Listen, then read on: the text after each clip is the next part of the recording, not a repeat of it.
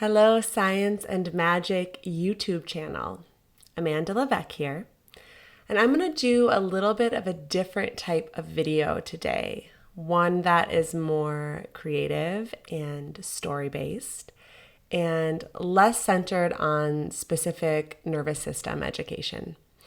So lately I have been partner dancing quite a bit in different Latin dance styles, salsa, bachata, cumbia, zouk, and it's been a wonderful way for me to truly embody the act of surrender and explore the inner workings of masculine and feminine energy.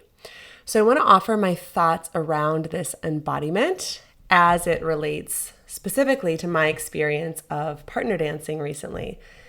I'll start the video by explaining a little bit about how I experience masculine and feminine energy in my life.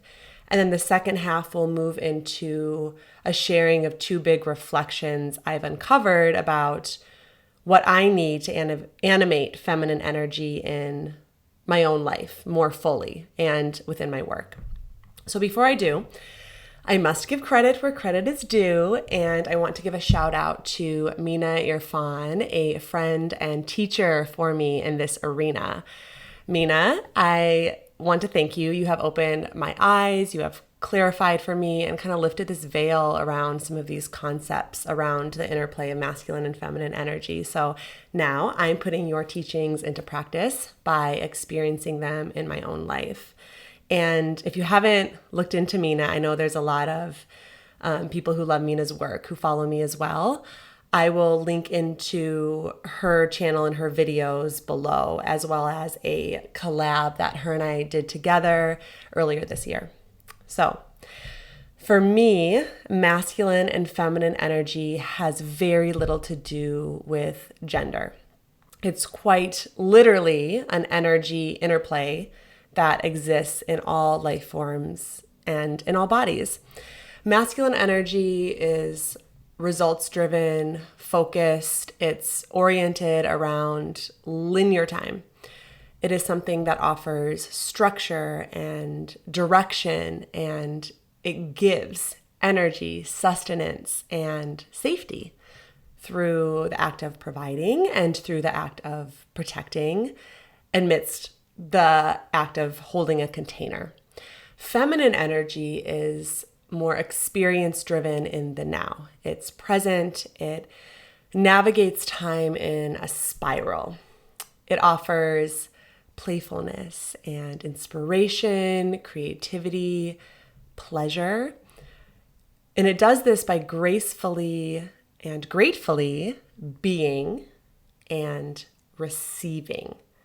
Feminine energy is truly magnetic. It is, I am being this in this moment, and I am radiating my true presence, and things are being drawn to me.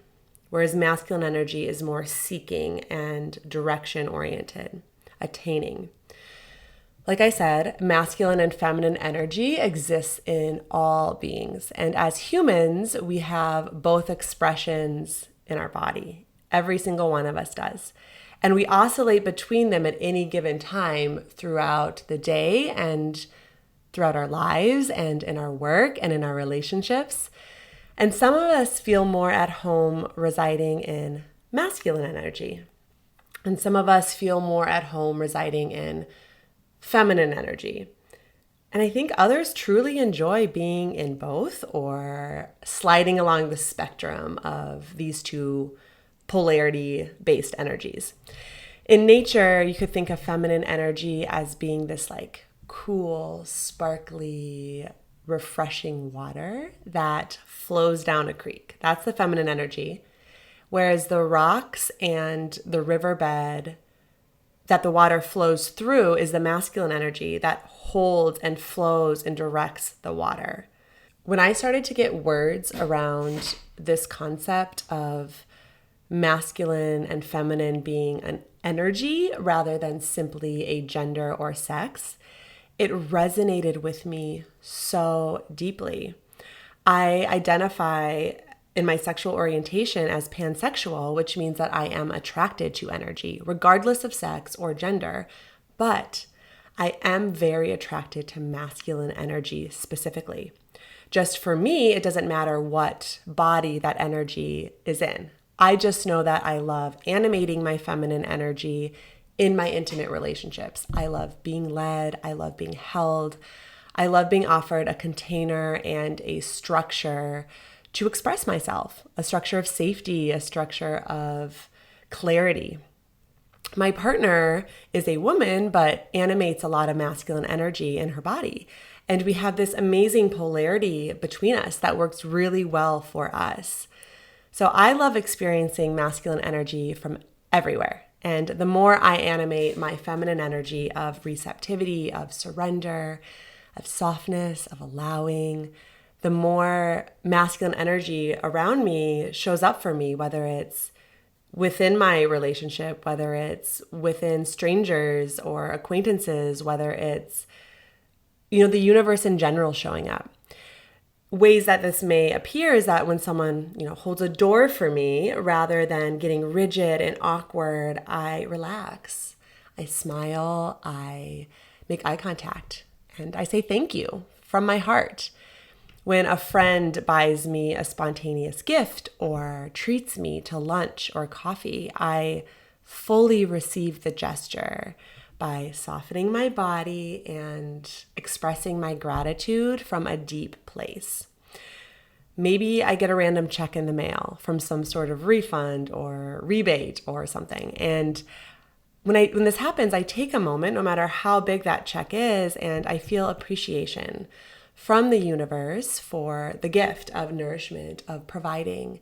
And it's not just a mental thing where I say, thank you, I should be doing this. I truly feel it in my body, and I let my whole body receive these gestures, these energies, these gifts. And the more I step into that state of receptivity, the more that this giving shows up in my life, the more that this providing, the more that this structure. It's a really, really cool exploration. And don't get me wrong, I know how to express and animate my masculine energy too. I grew up with a single mother who had to animate a lot of efforting and providing and protecting for my sister and I. So feminine energy wasn't always modeled to me in the language that I'm offering in this video. So she did an amazing job with what she had, but she didn't have a container herself to surrender and express her feminine energy. So she had to be the container holder for the family. With every year that passes, I enjoy peeling back the layers more and more from my upbringing to realize that I actually feel most at home animating my feminine energy. I love it. It's what the work that I offer the world is centered around. I help high-achieving, results-driven people to approach their work in a different way, to learn the skill set of softening, to work with their nervous system, to be less in the future, more in the present, and then to really embrace and prioritize vitality. This is feminine energy. And contrary to popular beliefs, feminine energy doesn't take away from results or career growth. In fact, it enhances it. We need both masculine and feminine energy to create or to birth anything. If we have too much of either, we become imbalanced in our bodies and in our lives. Some of my clients enjoy their masculine energy and they prefer to lean into it more in their work and in their lives. And this is beautiful. Masculine energy isn't bad. It's wonderful. It's sacred. My question to these clients is how to be results-oriented while leaning back just a little bit more and having that skill set to do so while loosening the grip just a little bit to allow the masculine energy of the universe provide wildly innovative results in ways that are unseen. When someone is more at home in their masculine energy in their work, it can be really helpful to learn the skill set of just leaning back every so often into the realm of mystery and allow wildly driven results to flow through the body and enter the field. And I think most of us can agree that the best ideas come when we are resting down and back, when we're not looking for them, when we're not in that seeking mode. Some of my clients feel really at home in their feminine energy, but like most of us, have a career or are operating in a work environment that uplifts and values masculine energy. In general, most of us have grown up with the conditioning that productivity equates to hustling and efforting. And this is very masculine. And some people feel alive this way. They feel alive in the efforting process. It's healthy when balanced with a little bit of feminine energy of relaxing and ease. But when we feel more at home in our feminine energy, this way of working, this efforting, this hustling, it can be draining. It can lead to burnout. It can lead to exhaustion, to adrenal fatigue. It might be experienced as having a body that's wound up, that's tight and bracing, when you prefer to feel yourself more soft, more relaxed, more at ease. And I work with these clients to help them recover from exhaustion and then shift their belief system around hustle to prioritize their vitality. These clients don't have to fully let their masculine energy go, but they tend to feel more alive and more themselves when there is a container for their feminine energy to be acknowledged, to be held, and to be expressed fully. My curriculum, my guidance, and the embodiment exercise that I offer helps my clients to do just this. So how does this masculine and feminine energy show up as I dance? I have a couple of different stories that I'll share with you about how I've experienced this sacred energy exchange of masculine and feminine interplay on the dance floor. The first example is that when I dance, the lead will often say, "I've got you. I've got you." I love this. It feels so good. It makes me feel supported and cared for and listened to. There's a specific lead that I dance with, and his direction is so clear, and also this perfect balance between strength and release. So if the lead is too forceful, I have to brace my body as I respond to their direction. If a lead is not clear in their direction, I can't fully relax because it's confusing for me. I'm not sure where they want to go or how they want me to move. So the ideal lead is a play between this energy of being clear and direct and structured without being too forceful and abrasive and almost authoritative. The lead is also responsible for making sure that the follow doesn't bump into anyone else on the dance floor. And this amazes me because they have to have a spatial awareness to not only guide the follow to dance, but to dance in relationship to the people around us. And some leads are better than others at this. Sometimes it's seamless. I feel like there's even no one else on the dance floor. And other times collisions happen. So to be a good lead, you have to not only consider your direction to your follow, but also consider the relationship of the dance that you're sharing with them in context with others who are sharing the space. And there are so many metaphors here, the lead being the masculine energy and the follow being the feminine energy. So this phrase, "I've got you," it changes from person to person. I love the words, but the embodiment of them is a different thing. Like, do you truly have me? Are you being clear in your direction? Are you listening to my body and how I like to dance and leading me in a way where I am able to fully express my style? Are you listening to others on the dance floor and twirling me and dancing with me in a way where there's no collisions and we can all share the space?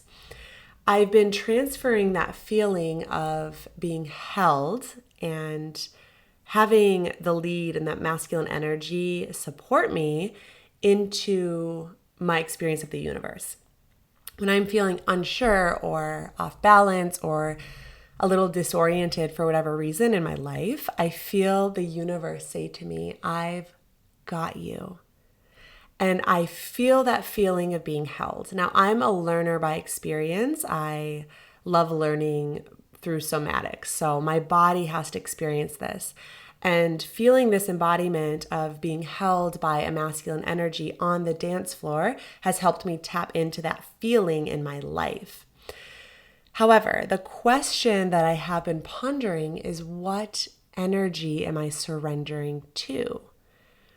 Because as I've shared, different leads have different styles. So I've got you isn't always fully believed by my body if the lead doesn't have the skill sets to hold my experience.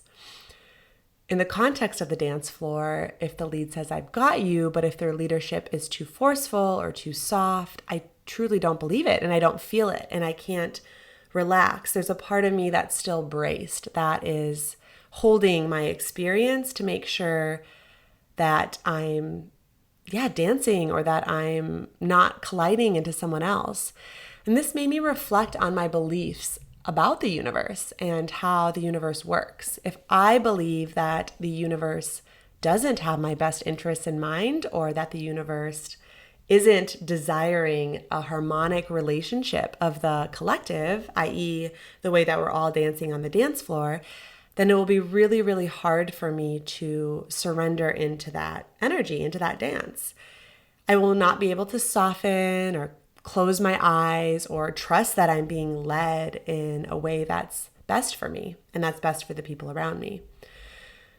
In the contrary, if I believe that the universe desires those things, that the universe operates in a way that desires harmony for the collective, peace for the collective, and harmony and peace in my life and in my body, now that's an energy that I can surrender to.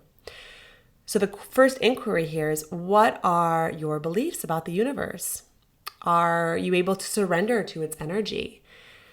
And if you're trying to animate more feminine energy in your life, whether in a relationship to other humans or to the universe, it can be helpful to consider the quality of masculine energy that you are surrendering to. Is it safe? Is it supportive? Is it clear? Does it eloquently consider the well-being of the whole, of the collective, of the others around?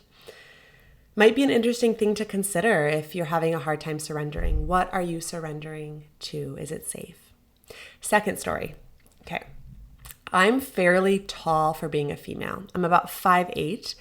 It's not that tall, but when I put on heels, I'm definitely standing above average with most people around me.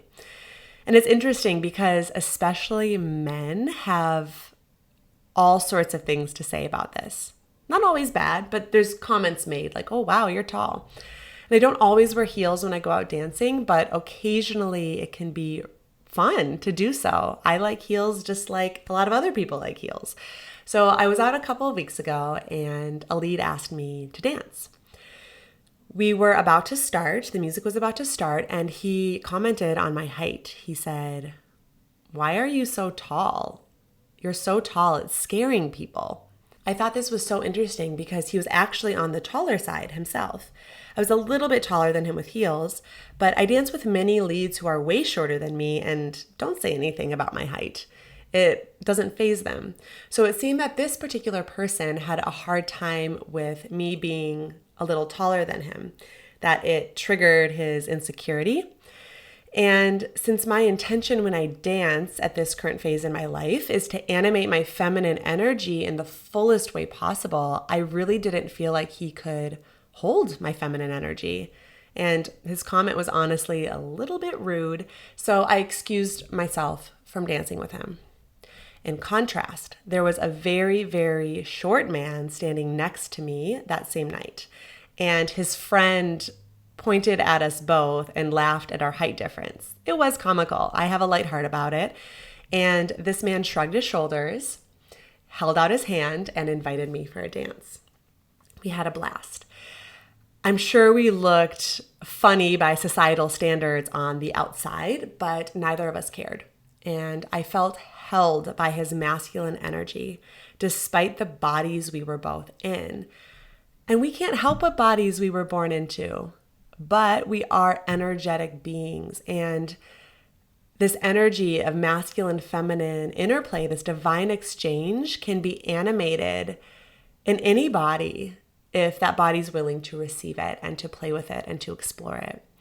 Another example is that my partner is quite a bit shorter than me as well, and she came out with me for a bit that night.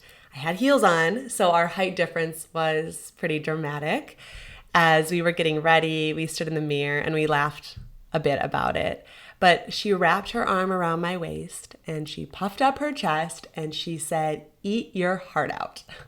And to me, that was so attractive.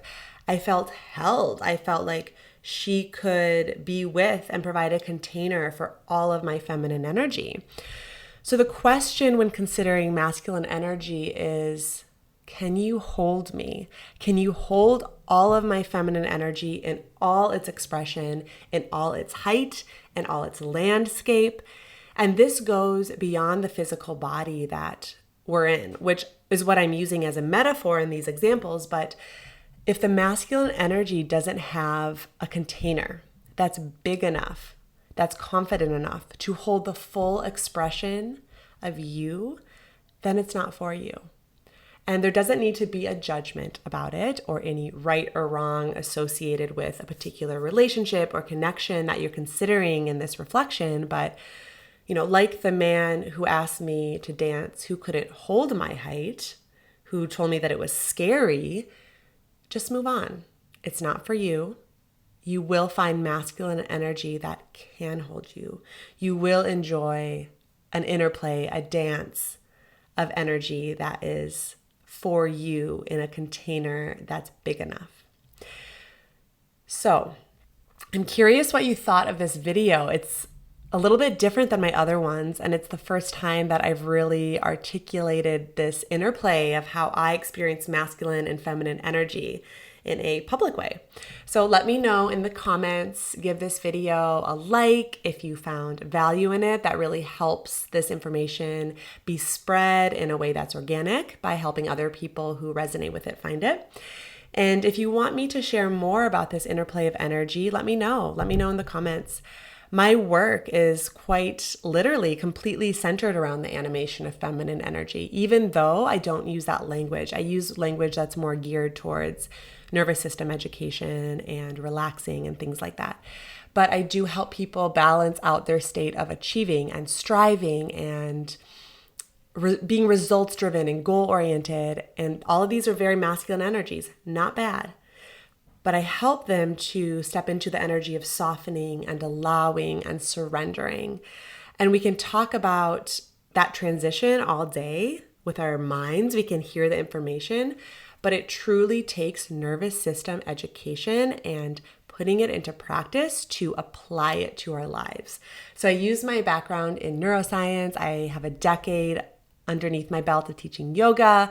I have many years of experience as a body worker and then a lifetime of dancing. So I work with clients to actually learn to embody that feminine energy in their work and in their lives. And I call this living deliciously, living with pleasure, living through the senses, living with a courageous attention to what we're feeling, for better or for worse. It's through the body. So my work can be truly customized into many different programs and structures. If you want to learn more about that, you can schedule a complimentary 30-minute connection call using my calendar link below in the description.